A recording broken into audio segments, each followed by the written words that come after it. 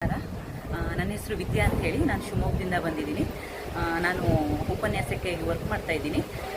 ಈ ದೇವಸ್ಥಾನದ ಬಗ್ಗೆ, ಬಳೆ ಪದ್ಮಾವತಿ ದೇವಸ್ಥಾನದ ಬಗ್ಗೆ ನನಗೆ ಫೇಸ್ಬುಕ್ಕಿಂದ ಗೊತ್ತಾಯಿತು. ನಾನು ನೋಡಿರಲಿಲ್ಲ. ಇದೇ ಫಸ್ಟ್ ಟೈಮ್ ನಾನು ಇಲ್ಲಿಗೆ ವಿಸಿಟ್ ಮಾಡಿರೋದು. ನಾನು 3 ತಿಂಗಳ ಹಿಂದೆ ನನಗೆ ಮದುವೆ ಆಗಬೇಕು ಅಂತ ಹೇಳಿ ಒಬ್ಬರು ನನ್ನ ಸೀನಿಯರ್ ಹೇಳಿದ್ರು, ಹಿಂಗೆ ಬಳೆ ಪದ್ಮಾವತಿಗೆ ಹರಕೆ ಹೊತ್ಕೋ ಬಳೆ ಕೊಡ್ತೀನಿ ಅಂತ ಹೇಳಿ ಮದುವೆ ಆಗತ್ತೆ ಅಂತ ಹೇಳಿದ್ರು.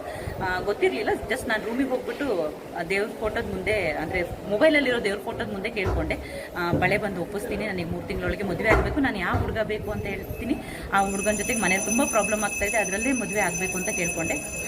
ದೇವರು 3 ತಿಂಗಳೊಳಗಡೆ ನನಗೆ ಆ ಭಾಗ್ಯನೂ ಕೊಡ್ತು, ನನಗೆ ಮದುವೆ ಆಗಿದ್ದೀನಿ. ಶುಕ್ರವಾರದ ಮಾತೆಗೆ ಆರತಿ ಬೆಳಗೋಣ, ಶುಕ್ರವಾರದ ಮಾತೆಗೆ ಆರತಿ ಬೆಳಗೋಣ, ಪಂಚಾಮೃತಾಭಿಷೇಕವ ಮಾಡಿ ನಲಿಯೋಣ, ಪಂಚಾಮೃತಾಭಿಷೇಕವ ಮಾಡಿ ನಲಿಯೋಣ, ನಿರ್ಮಲ ಭಾವತಿ ಉಡಿಯನ್ನು ತುಂಬಿ ದೇವಿಯ ಬೇಡೋಣ, ನಿರ್ಮಲ ಭಾವತಿ